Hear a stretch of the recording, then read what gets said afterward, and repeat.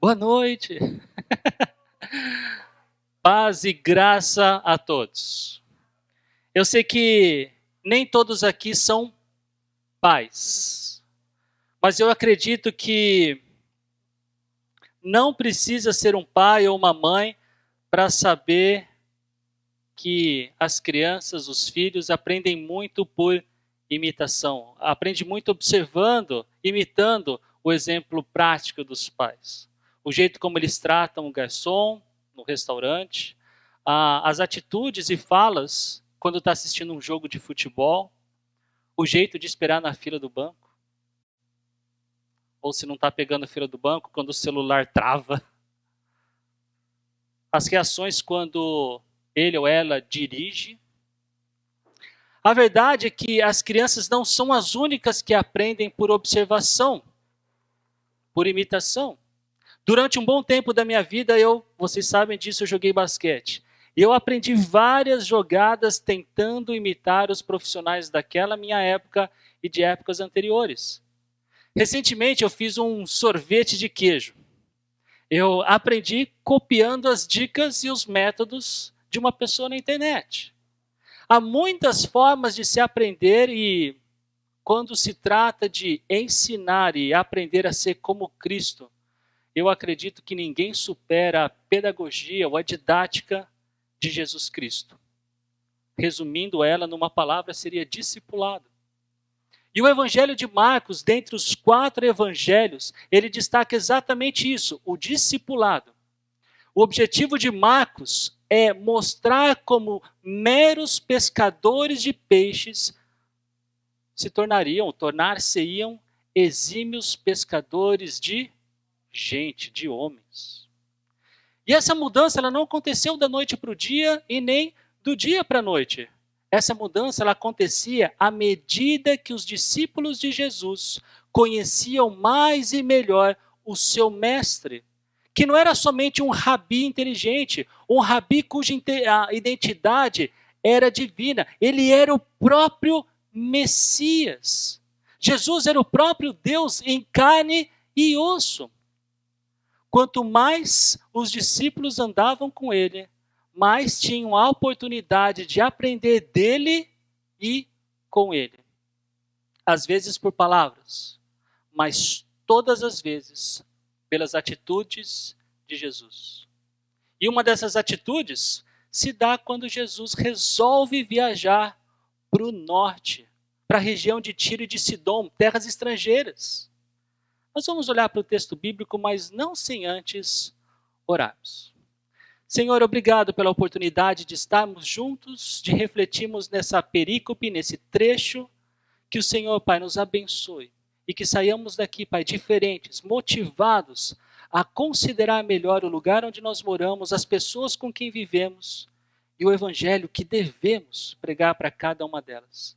Eu oro assim em nome de Jesus. Amém. O texto bíblico de hoje ele começa assim, lá em Marcos capítulo 7, versículo 24, a primeira parte dele. Jesus deixou aquele lugar e foi para a região de Tiro e de Sidom. Essa região não era território judeu, era território fenício. Hoje fica no sul do Líbano. Aqui tem um mapa para vocês. E pelo relato que nós temos das Escrituras, essa foi a única vez que Jesus deixou o território israelita. E ele provavelmente fez isso para ter um tempo exclusivo com seus discípulos, sem as multidões por perto. Com base no capítulo 9, versículo 30 de Marcos, é possível que esse retiro serviria para Jesus ensinar os discípulos. Porque é isso que acontece nesse endereço bíblico. Ele vai ensinar aqui, mas não como originalmente pensavam. Jesus ele tentou entrar numa casa sem que fosse notado pelos locais, mas a essa altura, Jesus já era bem famoso, até mesmo em território estrangeiro. E o que aconteceu?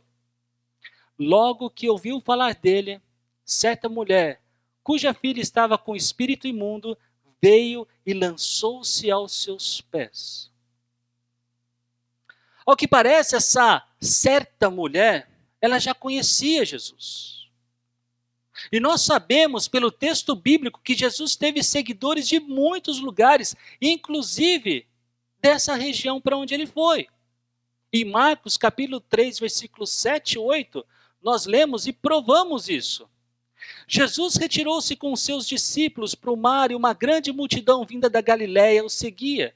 Quando ouviram a respeito de tudo o que ele estava fazendo, muitas pessoas procedentes da Judéia, de Jerusalém, da Idumeia, das regiões do outro lado do Jordão e dos arredores de Tito e de Sidom foram atrás dele. Não é impossível, melhor, é bem possível que essa certa mulher tivesse testemunhado de algum milagre de Jesus enquanto ela estava em terras judaicas ou judias. A questão é que ela sabia quem era Jesus. E quando ouviu o nome dele, ela o reconheceu e inclusive se prostrou diante dele, diante de Jesus. Sabem quem foi a última pessoa a se prostrar diante de Jesus antes desse episódio? Jairo, de Marcos, capítulo 5. Ele era um dos dirigentes da sinagoga. Ele era um típico judeuzão. Sabem pelo que Jairo implorou a Jesus? Que ele curasse a filha dele. Sabe por que essa certa mulher do nosso texto hoje implorou ou implorava? Para que Jesus curasse a filha dela do demônio que a perturbava. A semelhança dessas duas narrativas são incríveis e a lição dessa divina coincidência é um reflexo da lição do nosso texto de hoje. Jesus não olha a posição, a nacionalidade e nem o gênero de uma pessoa para curá-la. A salvação que Jesus oferece vai além das fronteiras que os nossos corações enganosos e preconceituosos criam. Sabe para o que Jesus olha? Ele olha para a necessidade que nós temos. E a resposta que nós damos ao olhar de Jesus faz toda a diferença nas bênçãos que podemos receber de Deus. Eu vou falar um pouquinho disso mais adiante. Mas apesar dessas duas narrativas, a de Jairo e dessa mulher grega, serem bem parecidas, esses dois personagens, Jairo e essa certa mulher, são diferentes. Elas têm as suas diferenças e são significativas também nessa lição. Porque, de uma perspectiva judaica do primeiro século, de todos os encontros que Jesus teve, essa certa mulher foi a pessoa com mais desvantagens. Isso mesmo, desvantagens. Por quê? Em primeiro lugar, porque ela era uma mulher. As mulheres eram consideradas como humanos, mas inferiores. É até interessante pensar que hoje em dia eu escuto a respeito disso, eu escuto muito que a Bíblia é um livro machista. Mas Jesus quebrou o paradigma do seu tempo. Ele valorizou as mulheres e as tratou como a Bíblia verdadeiramente ensina, com toda a dignidade por elas serem a imagem e semelhança de Deus. Em segundo lugar, essa mulher, ela era gentia. E é isso que significa falar que ela era grega. Ela não pertencia ao povo judeu. Em terceiro, ela era sírio-fenícia, ou seja, era descendente dos cananeus. Os cananeus foram adversários de Israel durante muito tempo na história. Em quarto lugar, ela morava ali na região de Tiro e de Sidom, duas cidades que eram centros de adoração à deusa Astarete, no Antigo Testamento conhecida como Astarote. Naquela época, nenhum judeu que se autorrespeitasse ficaria na presença de um gentil, ainda mais de um povo idólatra.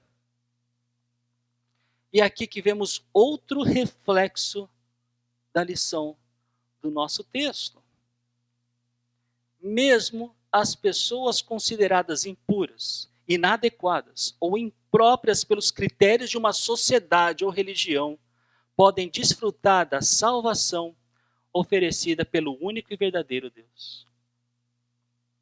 Uma das belezas de estudarmos a Bíblia de forma expositiva, versículo por versículo, considerando o contexto e os argumentos de cada livro, é a segurança que nós ganhamos para perceber os encaixes dessas peças que formam o nosso quebra-cabeça teológico. Qual é a história, qual é a narrativa que vem logo antes desse nosso trecho de hoje? Olha nas suas Bíblias ou nos seus celulares. Qual é? É justamente aquela que os discípulos de Jesus são vistos comendo com as mãos impuras, ou seja, sem lavar. Não era porque era uma questão de higiene, era uma questão cerimonial. Havia uma tradição religiosa que eles não estavam cumprindo. E por isso Jesus ele é questionado. Por que os seus discípulos não vivem de acordo com as tradições dos líderes religiosos? Em vez de comer um alimento com as mãos impuras, e para quem quiser ver isso está em Marcos 7,5. E depois de toda a conversa, Jesus provando a hipocrisia daqueles homens, que os fariseus davam mais atenção às leis criadas por homens, às tradições, do que às leis criadas por Deus. Ele diz no versículo 15, ouçam-me todos e entendam isto, não há nada fora do homem que, nele entrando, possa torná-lo impuro. E o que isso tem a ver com o nosso texto de hoje? Nessa narrativa das mãos sem lavar, das mãos impuras, o critério de impureza dos religiosos da época de Jesus não era o mesmo critério de impureza para Jesus. No nosso texto de hoje, os critérios que os judeus estabeleceram para considerar uma pessoa impura ou indigna não eram os critérios de Jesus. Por isso, e de novo, mesmo as pessoas consideradas impuras, inadequadas ou impróprias pelos critérios de uma sociedade ou religião, podem desfrutar, ou mesmo as pessoas, desfrutar da salvação oferecida pelo único e verdadeiro Deus. A pessoa aqui é de um gênero inferiorizado, de uma etnia menosprezada, de uma origem adversária e de local desprezado. Tudo isso da perspectiva humana e pecadora. Da perspectiva de Deus, essa certa mulher era alguém que ele amava e por quem Jesus também derramaria o seu sangue. Mas como foi que Jesus reagiu ao pedido da mulher Cirofenícia de curar a sua filha? Veja só, agora no versículo 27. Ele lhe disse, deixe que primeiro os filhos comam até se fartar, pois não é correto tirar o pão dos filhos e lançá-lo aos cachorrinhos. Que tipo de comentário foi esse? No mínimo, bem estranho, né? Não percam de vista que um dos propósitos de Jesus é ensinar os seus discípulos. E o que eles estão para aprender aqui tem tudo a ver com a missão que eles receberiam depois da ressurreição de Jesus. Eles seriam encarregados de alcançar com o evangelho pessoas de todas as nações. Pessoas sem os critérios considerados santos pelos judeus, que também apresentariam fé em Jesus. Essa mulher cirofenícia, nesse processo de ensinar os discípulos, ela funcionaria como exemplo de uma fé fora de Israel. Aliás, um ótimo exemplo de fé, tendo em vista o desafio de reagir apropriadamente a uma colocação do próprio Jesus, desse comentário, no mínimo estranho, com certeza nada político ou diplomático. Jesus aqui ele deixa bem claro, de uma forma que hoje, como eu disse, não soa nada diplomático, que a sua prioridade ali era ensinar os seus discípulos. Não era conveniente que a família fosse interrompida para tratar dos cachorros. Isso tem respaldo nos profetas e até mesmo o apóstolo João e Paulo falam dessa primazia do povo judeu. João vai falar que Jesus veio para o seu povo. Paulo vai dizer que o evangelho foi primeiro para os judeus.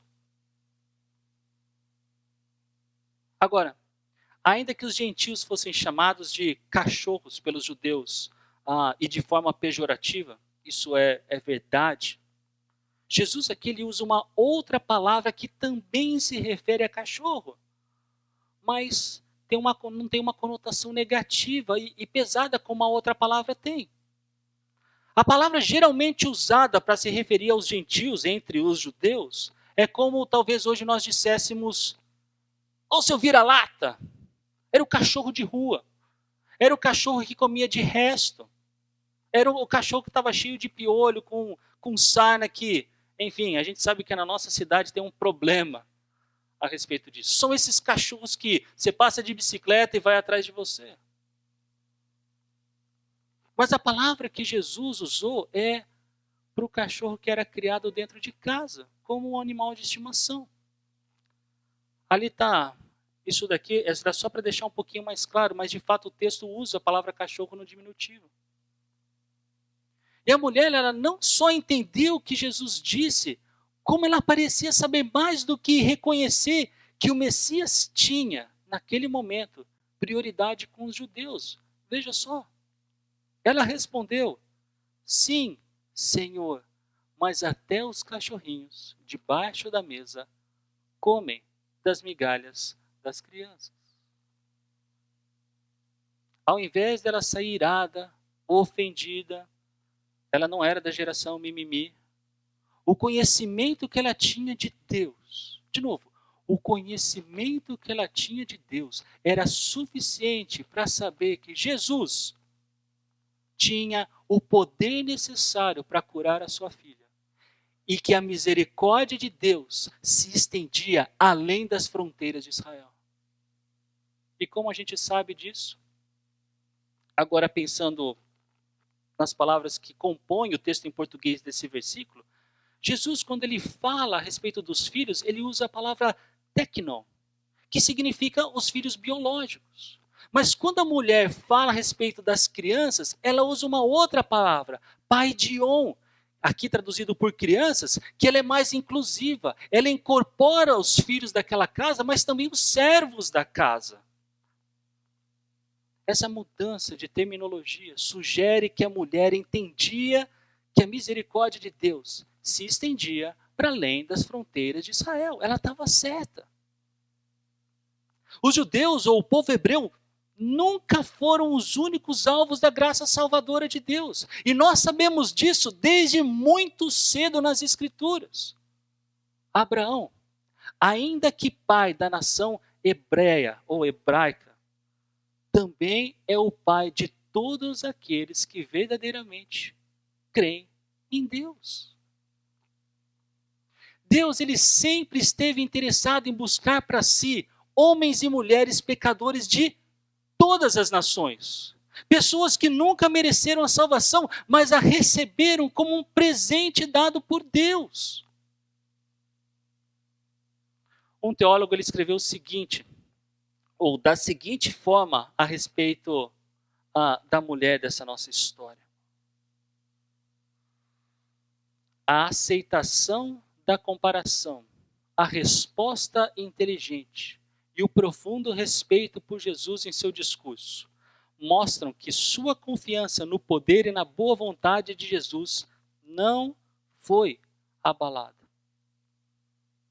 E depois de ouvir a mulher, Jesus responde: por causa desta resposta, você pode ir. O demônio já saiu da sua filha. Ela foi para casa e encontrou sua filha deitada na cama, sem o demônio, que já a deixara. Como eu havia dito, Jesus não olha para a nossa cor, onde nós somos, para nos amar, para nos auxiliar e para nos salvar. Você pode ser homem ou mulher. Você pode ser grego, judeu, brasileiro ou norte-americano. Você pode ser de origem religiosa, talvez de origem idólatra. Você pode morar na Cracolândia ou no Alphaville. Para ele, as roupas que você usa, e o carro que você tem, e a casa onde você mora, em nada influenciam na disposição dele lhe ouvir, lhe ajudar e até mesmo lhe salvar contra o poder do pecado. Agora, a resposta que nós damos à disposição de Jesus, isso faz diferença. Nossa fé funciona como um elemento muito importante no nosso relacionamento com Deus. Sem fé em Cristo, nós continuamos perdidos. Sem fé em Cristo, nós ainda estamos condenados pelos nossos pecados. Sem fé em Cristo, a ira de Deus ainda permanece. Sem fé em Cristo, não há esperança de vida. Há certeza de morte. Marcos não registra isso, mas Mateus, no seu evangelho, capítulo 15, versículo 28, sobre essa mesma história, ele relata o que Jesus disse sobre essa mulher. E foi isso. Grande é a sua fé. Essa mulher, ela não nasceu num lar evangélico. Essa mulher, ela não cresceu sob orientação das Escrituras. Essa mulher possivelmente foi ensinada nas mais diversas e falsas religiões do seu povo. Júnior.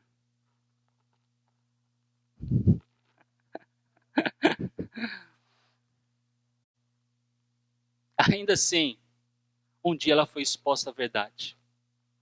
Ela ouviu, ainda que um pouquinho sobre Jesus, sobre o poder que ele tinha, sobre a missão que ele tinha.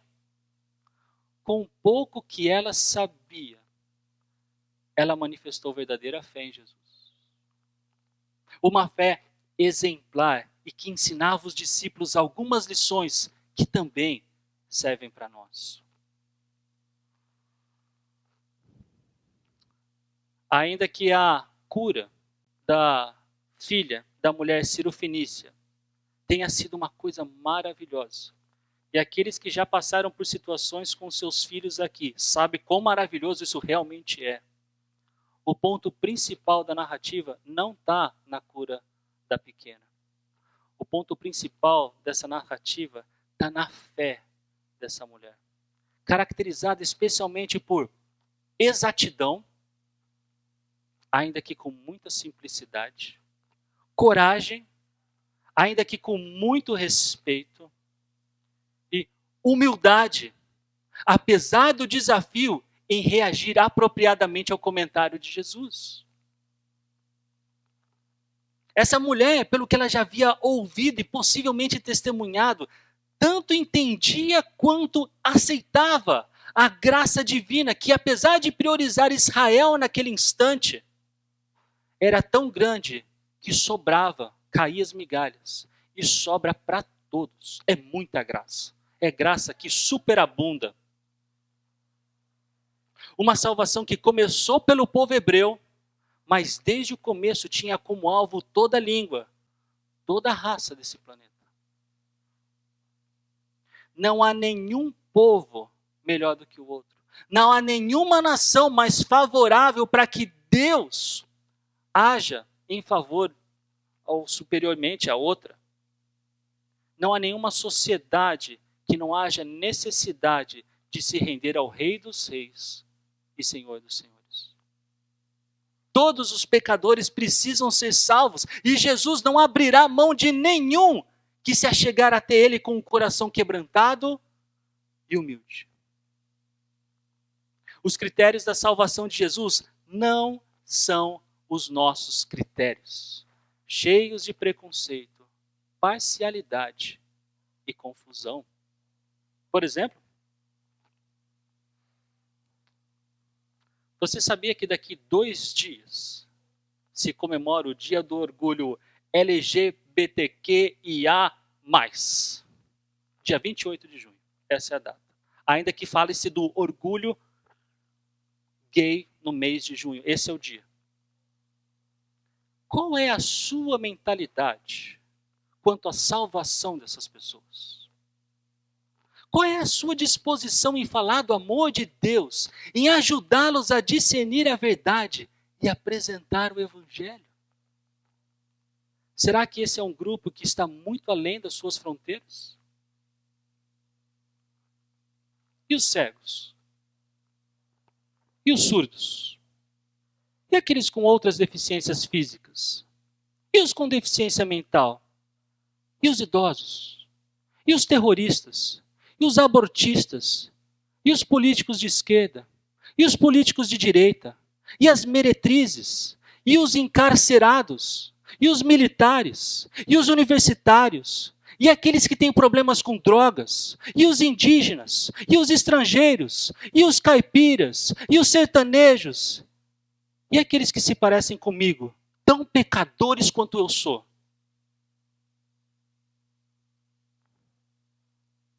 Avalie-se e peça discernimento a Deus. Quais são as barreiras que você tem se colocado, conscientemente ou não, que te impede de ir além das fronteiras da zona de conforto que você tem? Quais são os critérios que você estabeleceu ou acreditou e que não são de Deus para lhe deixar mais preocupado com a falta de pão de trigo na mesa do pobre do que da falta do pão celestial na mesa de todos que ainda desconhecem dessa generosa graça de Deus? Como essa mulher gentia, fora do quadrado cultural e religioso dos discípulos, há muitas pessoas no nosso redor. A salvação que Jesus nos oferece não acontece somente dentro dessas paredes aqui. Ela acontece onde a gente que Deus quer para si e nos envia para pregar. Jesus não descartou a pessoa humanamente mais descartável do ponto de vista social do povo que Jesus, inclusive, fazia parte, dos judeus.